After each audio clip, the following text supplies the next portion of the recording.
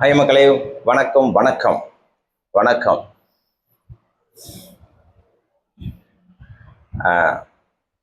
Hi மக்களே, இன்னைக்கு வந்துட்டு சுட சுட விவாதம் போயிட்டுருக்கு. சூடான விவாதங்கள் பறந்துட்டுருக்கு சட்டசபையில்.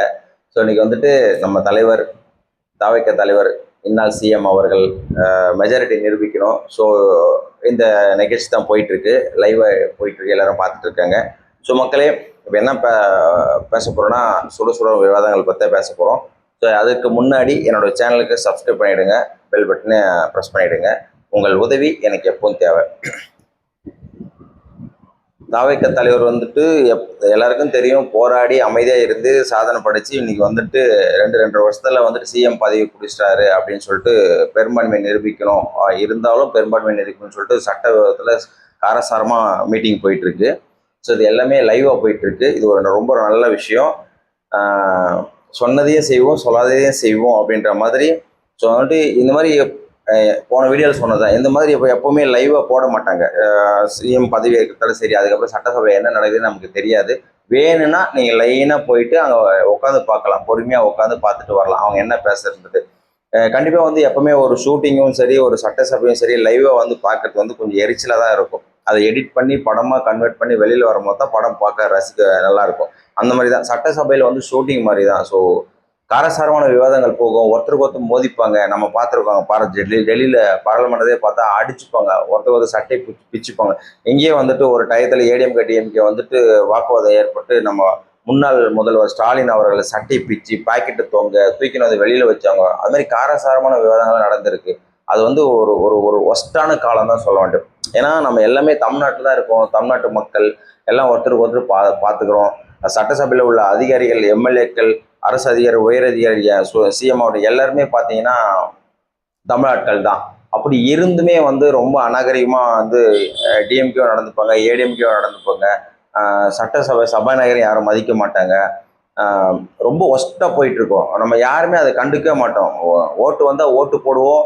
அதுக்கப்புறம் யார் சிஎம், கலைஞரா இல்லை ஜெயலலிதாவா, முன்னாடி எம்ஜிஆரா கலைஞரா, அதுக்கப்புறமா இப்போ வந்துட்டு ஸ்டாலினா எடப்பாடியா அப்படி இருந்த காலம் போயிட்டு இப்போ வந்துட்டு ஸ்டாலினா விஜயா அப்படின்ற காலம் நெருங்கி வந்துருச்சு.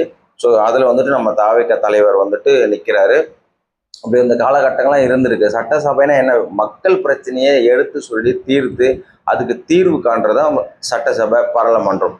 பட் அது அது வந்து அநாகரிகமாக ரொம்ப சட்ட சிக்கல்னு சொல்லுவாங்க, எல்லாமே சட்ட சிக்கல் அடிச்சுக்கின்னு உதச்சின்னு. ஸோ இங்கே இல்லை, வேர்ல்டு ஃபுல்லாகவே அப்படி தான் இருக்குது. ஒரு மக்கள் பிரச்சனையை பேச போகிற இடத்துல பார்த்தீங்கன்னா அந்த அளவுக்கு இல்லாமல் அடித்து துவம்சம் பண்ணின்னு நம்ம தமிழ்நாடு மட்டும் இல்லை, டெல்லியிலும் அப்படி தான். சரி, இங்கே தான் வந்து எதுக்கு சொல்ல வரேன்னா, தமிழ்நாட்டில் தமிழ் மக்கள் தான் இருக்கும். ஒருத்தருக்கு ஒருத்தர் பேசி நம்ம மக்கள் பிரச்சனை தீர்க்கிறதா நீங்கள் எம்எல்ஏ போயிருக்கீங்க, அமைச்சராக வரீங்க, எல்லாமே உங்களுக்கு மக்கள் ஓட்டு போட்டு எதிர்க்கு எங்கள் பிரச்சனையை கொஞ்சம் தீர்த்து வைங்கப்பா அப்படின்றதுக்காக தான் நாங்கள் வந்து எங்கள் சார்பாக உங்களை நியமிக்கிறது தான் எம்எல்ஏக்கள். அதை சார்ந்தது தான் கவர்மெண்ட்டு, அது சார்ந்தது தான் சிஎம், அது சார்ந்தது தான் பிஎம். ஸோ எல்லாமே அப்படி இருக்கும்போது இங்கே தமிழ் மக்களே இப்படி அடிச்சிங்கன்னா டெல்லியில் என்ன பண்ண முடியும்?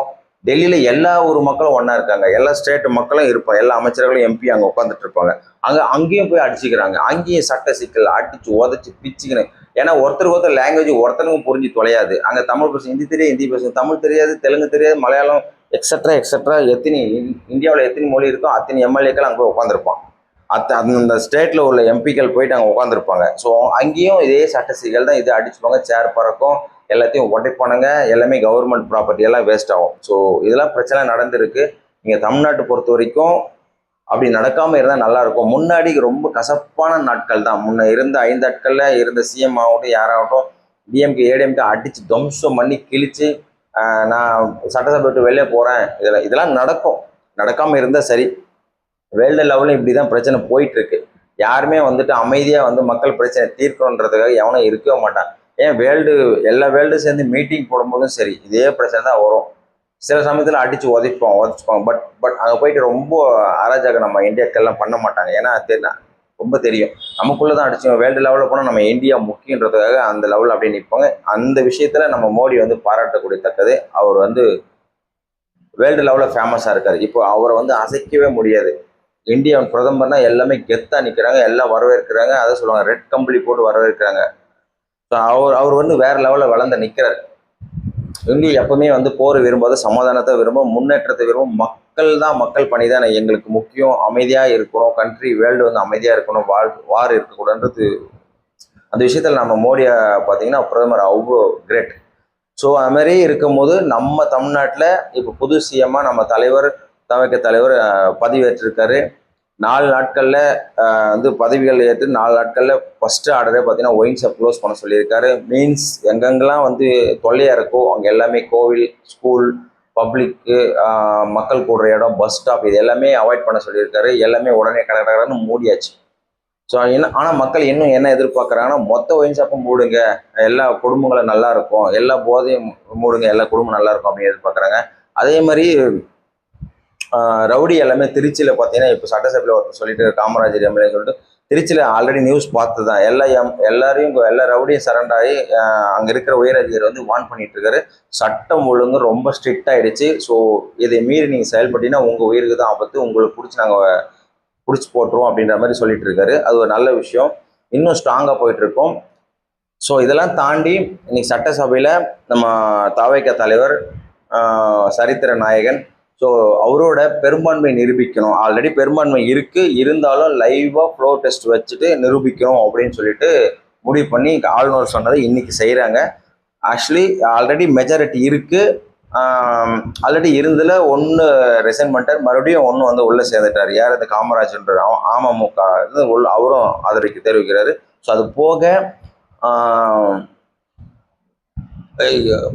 ஏடிஎம்கே எம்எல்ஏக்கள் பார்த்தீங்கன்னா 30 பேர். ஸோ வந்துட்டு நேற்று பிரகாரம் வந்துட்டு நம்ம சிஎம்ஐ போயிட்டு அவங்க வீட்டில் எம்எஸ் நகரில் சிவி சண்முகம் அவரோட வீட்டில் போயிட்டு வேலுமணிலேருந்து அவங்களோட டீம் எல்லாமே சேர்ந்து நம்ம தாவேக்கு ஆதரவு தெரிவிக்கிறாங்க.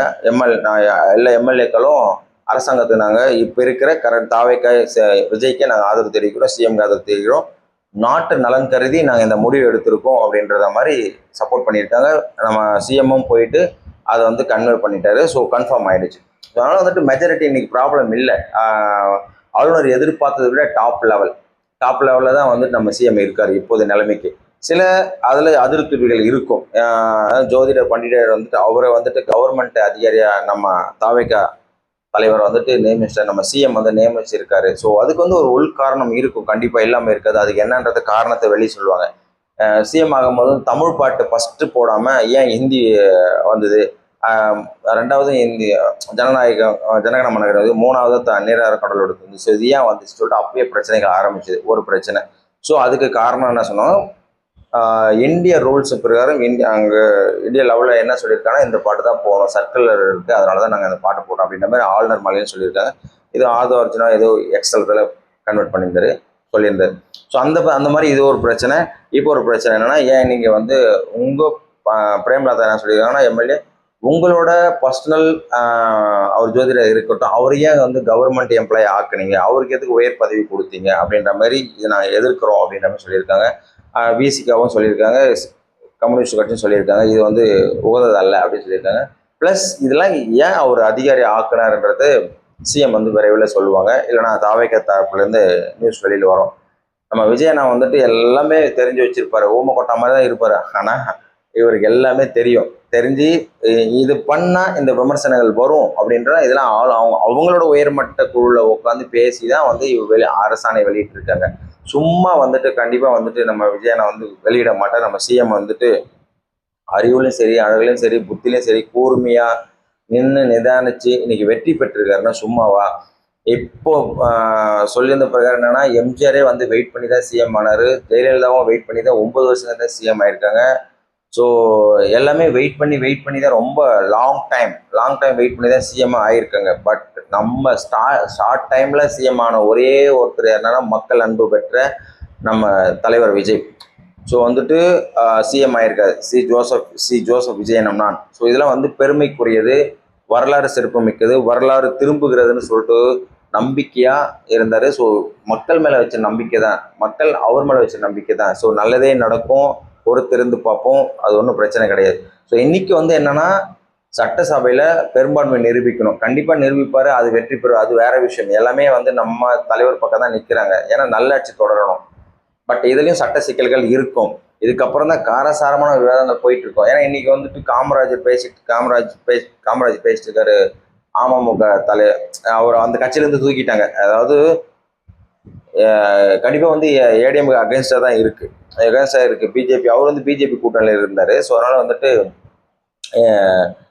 அவர் வந்துட்டு தாவக தலைவருக்கு வந்துட்டு நேத்தே வந்துட்டு ஓகே சொன்னது, ஆதரிக்கிறேன்னு சொன்னதும் அவரை கட்சியை கலைச்சிட்டாரு. தினகரன் வந்து கட்சியை கலைச்சிட்டாரு. வேணா போ அப்படின்னு சொல்லிட்டு அவரு நிற்கிறேன், கட்சியை கலைச்சிட்டாங்க. இப்போ அவர் தனிமரமாக நிற்கிறாரு. ப்ளஸ் எனக்கு டிவிக்கு ஆதரவு கொடுக்கும், நம்ம சிஎம் ஆதரவு கொடுக்காம போயிடுவாரு, யாராருக்கோ ஆதரவு தர எனக்கு தராமல் போயிடுவாரா அப்படின்றது.